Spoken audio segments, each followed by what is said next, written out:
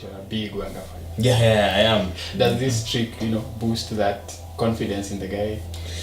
No, my confidence in Wenger hasn't been affected by even the worst performance of Arsenal in the recent years. My attraction to me is about how he believes the game should be played. In his philosophy, it's always appealed to me. So, whether he wins or he doesn't, I mean, that's Arsenal's problem. So. Yeah. Do you share the same sentiments about Wenger? Okay, I think how I believe the game should be played, I guess it tells the teams I support. Maybe it emanates from the teams I support, because I support United and I support Real Madrid, and they've been teams that are contrary to the kind of football that I know Jeff loves. Jeff loves the Spanish type of football, tiki-taka, movement and all that. But I'm more into, teams that are winning and entertaining, in the sense that, to move the ball quick, you run. I could enjoy a goal that was scored by 2 touches. Like the team played 3 passes and scored a goal. So Wenger, okay, my views are reserved for another forum about Wenger. Yeah. He's mentioned that you like tiki-taka football. Do you take offense in that? No. It's pure football, in my opinion. That's how football was meant to be played, and it did not even start in Spain. It started in Brazil. That's the samba football. That's the football people play on the beaches in Brazil with polythene bags, kind of football. Just pass, move. It's an art that way. You create patterns, little triangles, and you just run the team ragged. So if you can do that to an opposition, it's almost torture, but still it's beautiful. Yeah, super sometimes beautiful. It borders, watching paint dry, especially if LVG is something to go by. It's good when it's done right. Yeah, especially when if it's not done right, then it has to be it's a serious snooze fest. So at the weekend, Guardiola had an interview with Lineker, and he was asked, "What's the secret in winning?" He said, "Having the best players." Okay, so that tells you, in as much as you have the philosophy, the system, and everything, you still need the personnel to execute your ideas. Yeah. So the very best managers have had the very best players to play in the way they want them to play. Okay, so be it on this side of Guardiola or on this side of Mourinho, there's always a need for the very best talent available in the market. Van Gaal did not have the best talent for what he was trying to achieve. If I remember very well, you used to slaughter us by saying Van Gaal is a useless manager, and you used to make the same argument about not having the personnel to execute the system. Yeah, he was useless in the way that he did not realize that the players he had could not do what he wanted to do. That's why he was failing. You could see what he's trying to do. Even he could see. But he could not do it effectively because the personnel he had did not have the natural suitability to execute the ideas he was doing, and that way he was failing himself and the players, because the players were very, very uncomfortable in the way he wanted them to play, and he, with his ideas, ended up looking like a washed up manager whose ideas are from yesterday and not today or tomorrow. You hinted that you support Madrid and Manchester, right? Yeah. Now, speaking of Madrid, specifically Ronaldo, this guy Harry Kane is being compared to Ronaldo. What can you say about that? Tell me, Harry Kane is good. No question about that. He's good at what he does. But comparing him to Ronaldo, I think is just a stretch. Too much a stretch, At 24, Ronaldo had a Ballon d'Or. He'd won the Premier League. He'd won the Champions League. So, Jeffrey, what are your thoughts? I will not compare the Ballon d'Or because, back then Ronaldo didn't have a lot of this what we have today. But I agree. Ronaldo and Kane, no. Okay. Kane is good. He's developing. Okay. He's one of my favorite strikers right now. Watching purely, I can even say he's the best striker in the Premier League at the moment. But Ronaldo is just a stratosphere away. You can't. No. I think that's football blasphemy. If there was football blasphemy, then that's the definition. Yes, yeah. He's not there. He's brilliant. He's good. He's fantastic. But Ronaldo is just a world away. Yeah. And what can you say about the Harry Kane team, Spurs? Yeah, Guardiola called them the Hurricane team. They're doing well. They're doing well, but their home form is a concern for me. They seem not to win at Wembley. They still have a hoodoo at Wembley, but away they score for fun. I don't know what Pochettino has to do to change the mindset when it comes to Wembley, but they'll challenge. I think among Arsenal and Liverpool, Spurs look like the team that could challenge Chelsea, United and City. Yeah. And they might actually go for the league this season. Yeah, if they sort out their home form, yeah, they're pretty set to compete. I think that their Wembley problem is not helped by the way teams approach it. Wembley is a huge pitch, so teams always want to go there, be compact. I don't think a team has gone there wanting to match them and outplay them and beat them. Not yet this season. Even Chelsea went there and packed it nice and solid. So they have a problem with that. Away from home, teams tend to attack them, so that's why it's easier for them, because when you match them player by player, they will beat you in quality almost all over the pitch, most of the teams in the league right now.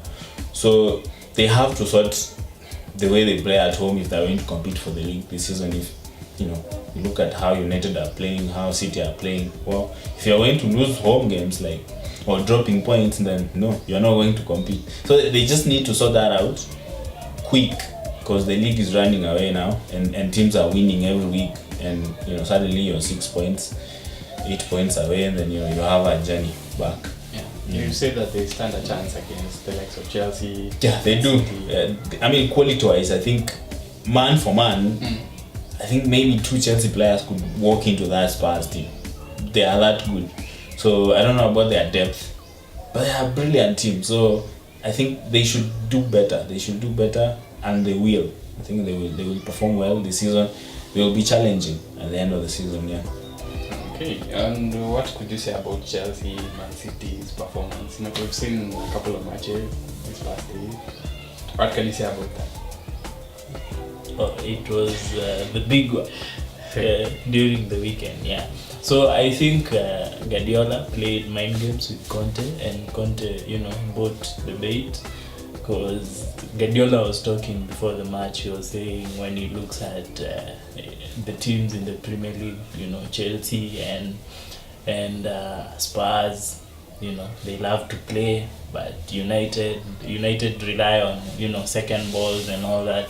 So my first problem with Chelsea's performance was the fact that they were trying to play the ball out from the back, and Guardiola had the press on, see Chelsea were being pressed right high up, and they were still trying to play the ball out from the back, and I think at times Chelsea couldn't get out of their half, and you could make a case from the fact that Morata was injured, and they didn't have an outlet in that kind of situation, but he had Batshuayi on the bench, decided to bring Willian on when Morata left, and he has Bakayoko. Bakayoko is tall and athletic. Position him somewhere on one end of the pitch or someone, make him the battering ram, so that when you win the ball back in deep areas, you can find an outlet.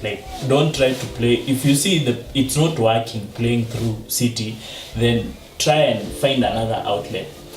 Don't play through it, just bypass this press, give them something to think about in front. So I think that was one challenge that Chelsea had that probably contributed to their game as much as they matched City for long periods.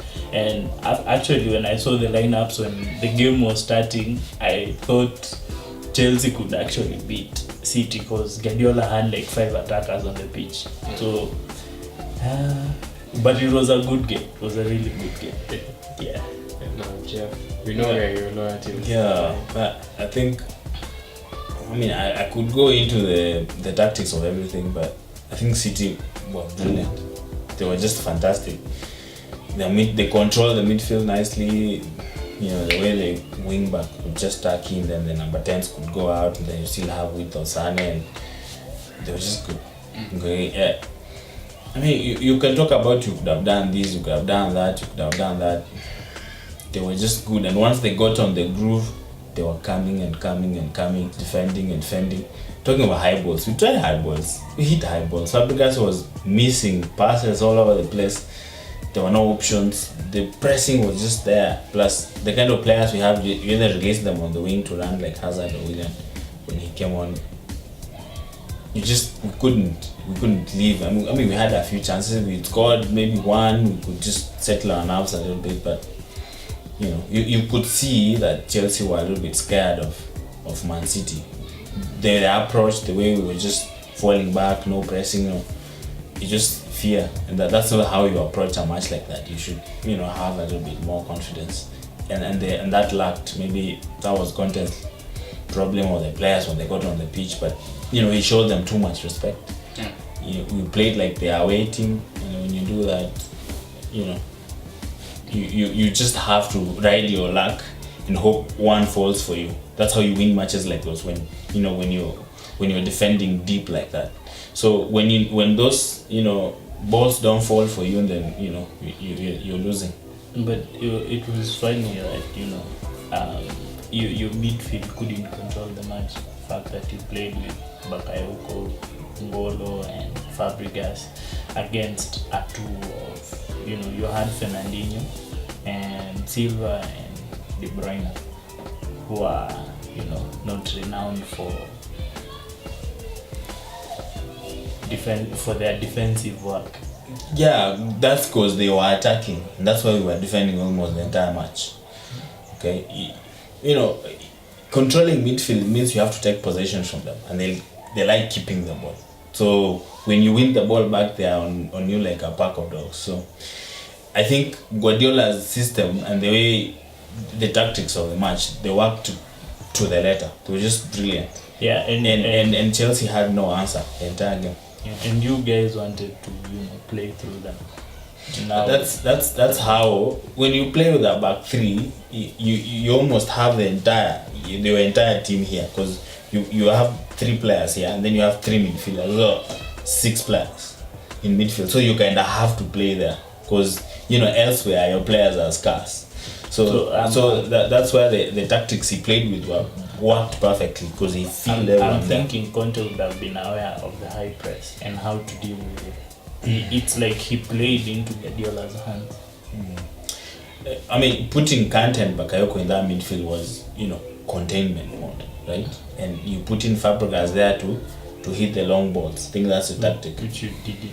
So, because they did not give us time on the ball, and when you don't give someone like Kante or Bakayoko time on the ball, they're not the very best with the ball. Okay, so when you press them, you're almost assured of winning the ball back. So I don't see any other way he would have approached that match. And of course, with Morata leaving, it just changed everything. You bring in Batshuayi, who's not exactly a point man, but will lose a lot of balls too. Batshuayi cannot hold up the ball. Okay, so bringing in would have been a liability to the team. You can say we eventually lost, but hindsight is always 2020. But anyway, the decision to bring on Willian or Batshuayi, I understood it. Okay, I totally understood it. But bringing on Willian instead of Pedro is what I do not understand. But because Willian went on to have a stinker. If you look at if I look at what Guardiola was saying before the match about the second balls, I think he hates second balls. So when you launch it long, Batshuayi doesn't have to win those headers, but obviously the defender will try to defend, put pressure on Otamendi or Stones. Then who wins the second ball now? Now because we had only two now people. you have these guys who are running into the ball. But now you have Hazard and you have Willian. That's how now you release these smaller players who can. That would mean you get rid of Fabregas in midfield, or get rid of Fabregas is the Bakayoko. one to play those balls. Once you win So you the get ball rid of back, Bakayoko. you win. As Bilqueta can play very nice long balls from the back. Aspilicueta was on wing back duty. Yeah, and Christensen. If you're going to have the way you're saying to have two runners alongside Batshuayi, that means we had to get rid of someone in midfield. Okay, because the way we played, we had three midfielders, then Hazard, then Morata. There were no runners. Hazard was supposed to be the runner. Playing like somewhere on the wing. Yeah, Most of the time. Yeah, when you have three, You had two you number can do 10s, that. right? You can You do had that. Willian. No one.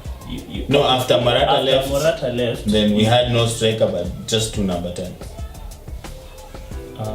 Okay, but still, you have the when the ball has been launched, you'll instruct either one of Bakayoko and Kante to help either of Hazard or Willian to follow the second ball, because Guardiola hates second balls, and that's like most of the teams that give him trouble are teams that play the second ball. Like they just don't play the ball on the ground, just keep it in the air, so they don't have to control a match. But if you try to play the way they do, they hand the ball in back. So anyway, I just feel like Conte also played into Guardiola's hands. Like the mind games in the build up to the match, Conte bought that. Yeah, he wanted to play. That's how football works, right? When a team is brilliant, there has to be something wrong with the other side, So I think City was just De Bruyne was, fantastic in that midfield. So, hello, Football Report fans. As always, thank you. Feel free to follow us on all our social media platforms. The handles will be provided on the description box down below. Feel free to subscribe, like, share, leave a comment down below. Cheers, guys. Cheers. Cheers.